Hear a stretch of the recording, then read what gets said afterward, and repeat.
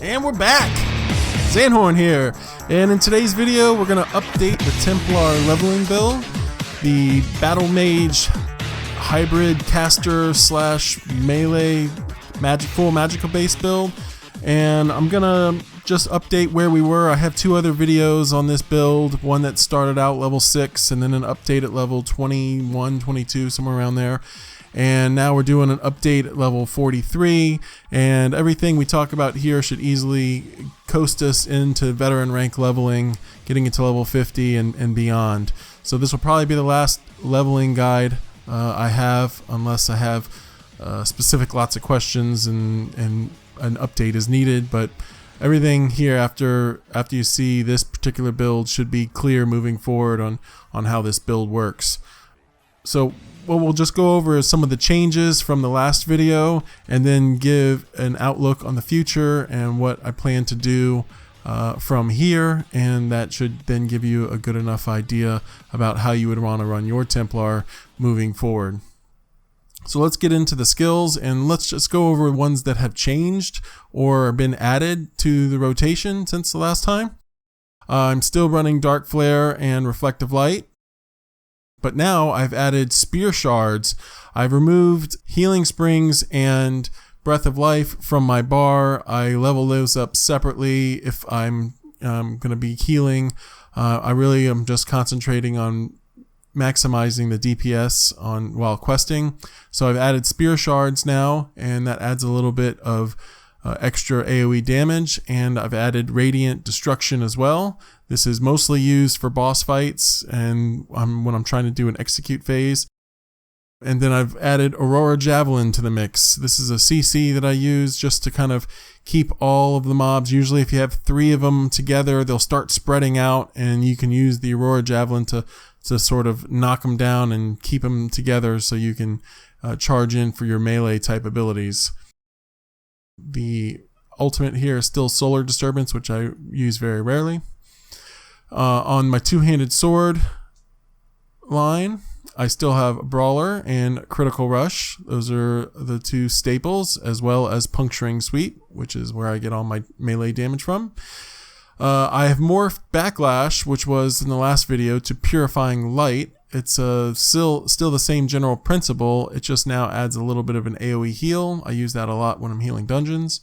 And I finally morphed Restoring Aura to Repentance, and this is what I use to restore my health and stam after every fight, and it really helps with the weak stamina pool, being able to restore that very quickly and being able to charge in and continue doing the Brawler and the Critical Rush. Both of those skills use stamina, so Repentance, having that restore that at the end of each fight is a huge benefit.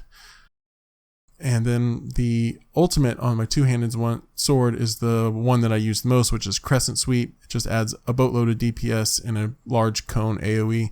And so when I'm doing Brawler, that does AoE damage, Puncturing Sweep does AoE damage, and Crescent Sweep does AoE damage. So I'm using all 3 of those as my main damage dealing abilities while I'm in melee. And then my ranged, I'm using Reflective Light, Dark Flare, and Spear Shards. So now that we've kind of gone over the current skills, let's figure out what we're going to do moving forward. So moving forward here, my Adric Spear line is 41, my Dawn's Wrath is 43, and my Restoring Light is 37. So I'm going to really try to get all 3 of these lines up to level 50 as quickly as possible. I also want to get my two-handed sword up to level 50, which it's almost there. Once I get this to level 50 and I have these skills and I have all the passives unlocked, I'm going to then switch over to one hand and shield and sort of start leveling that up. I'm going to use a one-handed shield. I'll put training trait on both of those, and then have a similar setup here with Critical Rush, except I'll be using Shield Charge. I'll have to get it to level 20 and use Shield Charge to charge in, or use Focus Charge to charge in instead of Critical Rush. But I want to start leveling this one-handed shield line, get this to level 50 as quickly as possible, and that will just give me the options of running a tank build later on if I want, or if I need to run a one-hand shield option in PvP, I'll have that at level 50. It's good for every single class in the game to have one-handed shield, sword and board up to level 50 in case you need to use it for whatever reason. So once I get the Restoration Staff up to level 50, this will be my next goal, is to get this, keep this chugging along. And once I get this up to level 50, then I'll switch over to Destruction Staff as my casting bar. All the same abilities can be used. Reflective Light, Dark Flare, Spear Shard, Radiant Destruction, which I'll want to get to Radiant Oppression, and Aurora Javalin. I can still use all these abilities with the Destruction Staff, so I'll want to get that up to level 50 so I can have a mage full caster option available as well. The armor is the next thing. I'm level 50. I finally maxed out my light armor, got it up to level 50, have all the passives in that. So I shifted my armor focus to being full heavy. I want to get this to level 50 as well, unlock all those passives, and that way it just gives me an option again to be a tank if I want, or if I need to add a couple of options for PvP, I have that available. So when you look at my armor here, it's the same Seducer set and Magnus set I've been running since the beginning, and it's, instead of being all light, it's all heavy. So heavy armor, I'm running 5-piece Seducer, 1, 2, 3, 4, 5. Oh, what? 1, 2, 3, 4, 5, and then a 3-piece Magnus set with the heavy helm, the medium hands, so I keep leveling my medium armor, and then my weapons are both Magnus as well. So the weapons haven't really, their weapons and armor haven't really changed that much. I do still have training on all these, the training trait on all these, because I'm trying to get that heavy armor to maximum level 50 as quickly as possible. Same thing with my weapon.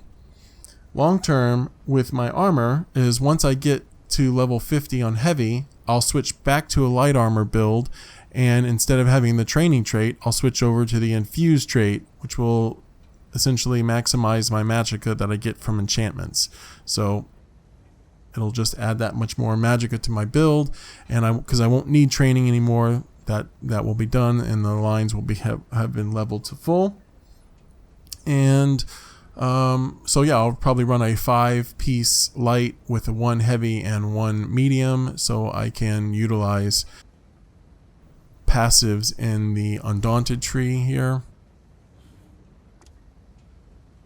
which says increases your health, stam, and magicka per type of your armor you're using, heavy, medium, light. So if you have 3 different pieces, you'll get up to 3% more health, stam, and magicka. It's free points.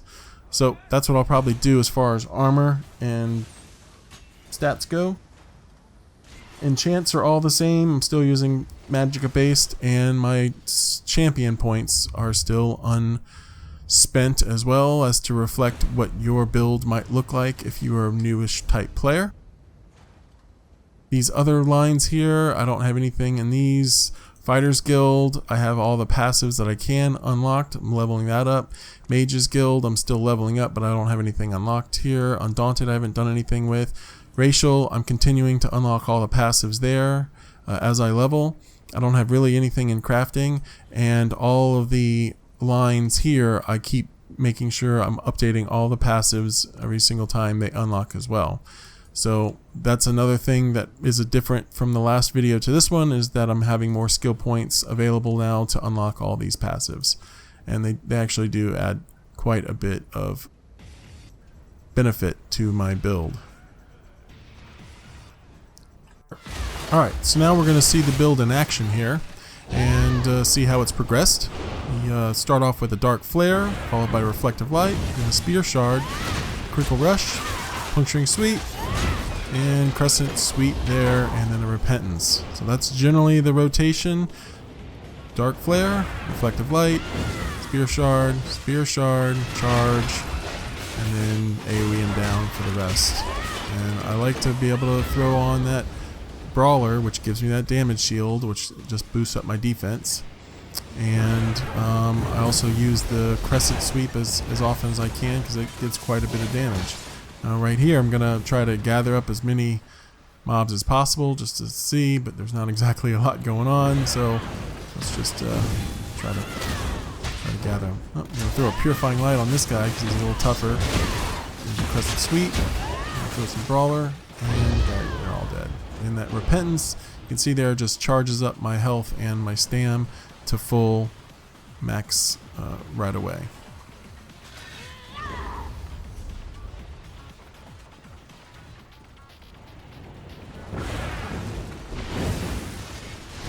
I don't really need to use the Spear Shards when I only have one guy. Doesn't really do all that much except for a stun, but I'm just sort of showing the rotation at this point. I just like to be able to get all that ranged AoE damage going down, and then I switch over to melee and do my Puncturing Sweeps and my Brawler, and when it's charged up, my Crescent Sweep. And remember, I'm always factoring in those light weaving attacks to keep that ultimate charged up and moving.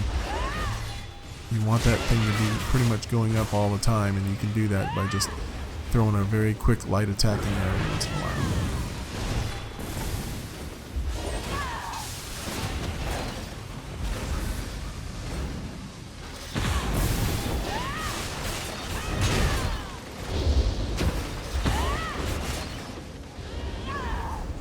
So one of the things you'll notice is that on this particular build, my magicka is going down much faster than in previous videos, and that's because I did the switch over to full heavy armor. So yes, my armor is boosted and my defense is a lot better, but my magicka doesn't regen nearly as quick because I don't have all the passives that you would have in the light armor tree active, because I'm not really wearing any light armor at this point.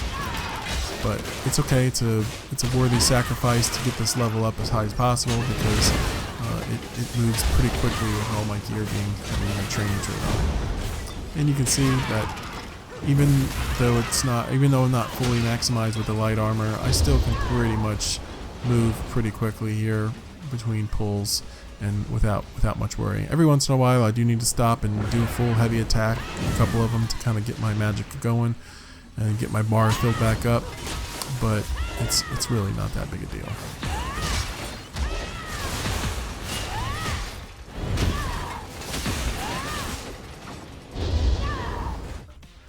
Okay, so now I'm going to go into a Cyrodiil Delve, which I always like to do in my videos to kind of show how I would handle more difficult mobs.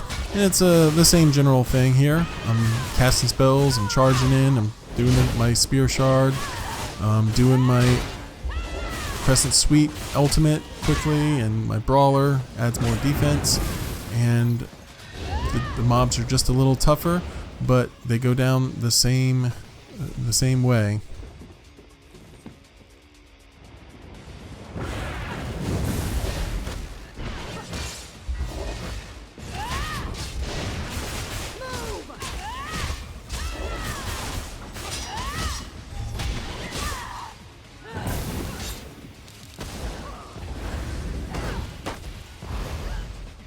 Yep, so it's just very similar there. I'm still doing the same general idea. Casting, Dark Flare, Reflective Light, Spear Shards, charging in, Puncturing Sweep, and then in this particular, with these guys, they don't go down nearly as fast as the other ones, so I do have to do light and heavy attacks from my Resto Staff more often to get my magicka back up, because they don't die nearly as quickly.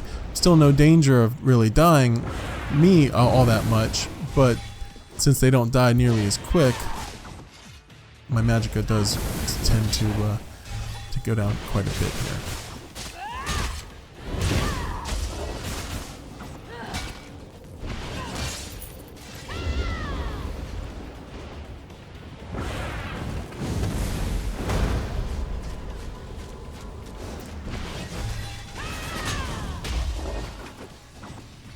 Now you'll see what I did there. I don't really do it all that often because these mobs don't really dictate it, but I do like to run a Radiant Oppression, or a Radiant Destruction, which will be morphed into Oppression eventually, on low target health, because it just really zaps them down that much quicker.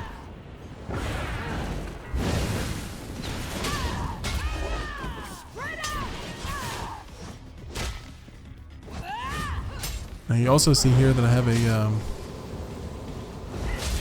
I have a add-on that tells me when my enchant's low, because I always like to have my weapons charged up with their enchants. That way I'm doing extra flame or any type of damage. And here you can see my sword, a little icon there means my sword's charges are getting low, and I'll need to recharge it with the soul gem.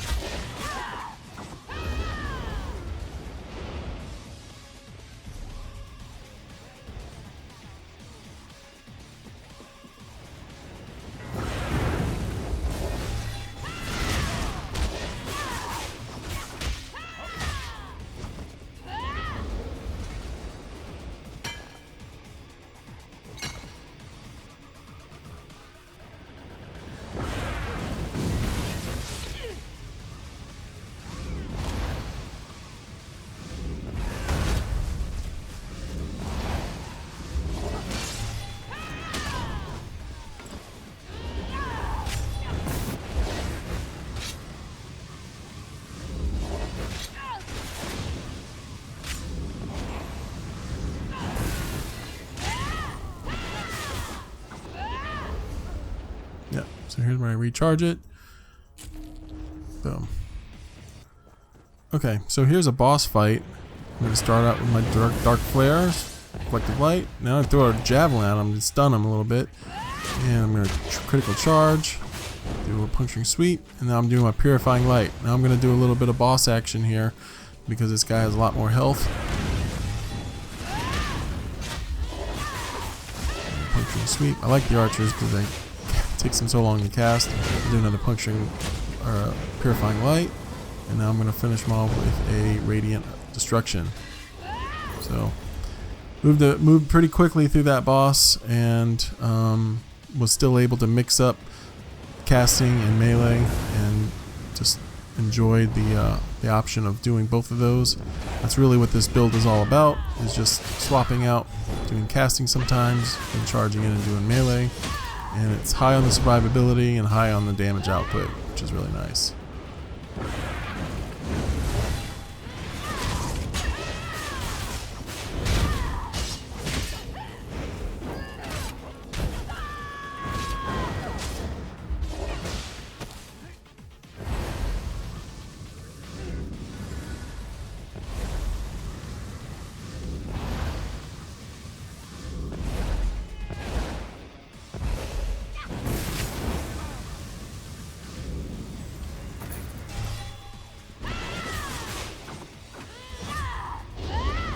Done.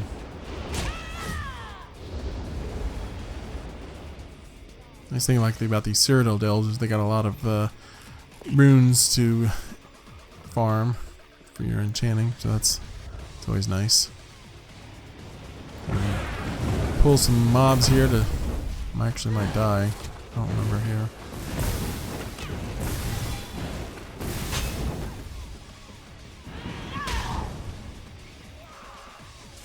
No, I've pulled quite a bit of mobs here. I don't think I die. I think I was just doing this to try to AoE a bunch of them down, but with the archers, they kind of run back and I'm scared cats.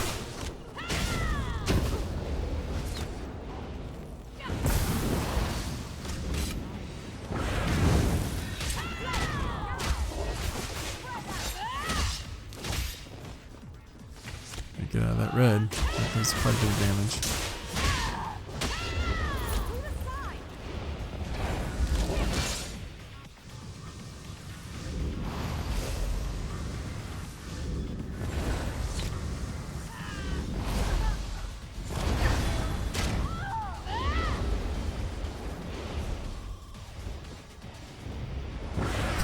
So, you get the general idea. Casting spells, still charging in, still acting like a real battle mage, and just really enjoying this type of leveling build. And hopefully you, through looking at the videos here and seeing how it's changed over the course of many levels, if it's the style of gameplay that you might like to play and enjoy, I hope that you have enjoyed it. And if you have any questions or any comments, then you can just let me know, send me a private message. I'm on the forums, on the official forums, and or through the YouTube, whatever you want to do, and I'll answer as as best as possible. And I just want to remember, the last thing is that this build, it's fun, I enjoy it, but it's not exactly min-maxed. It's not, you know, adding a stamina-based weapon, such as a two-handed weapon, to a full magicka-based build, you're going to have some setbacks as far as being able to maximize your damage output.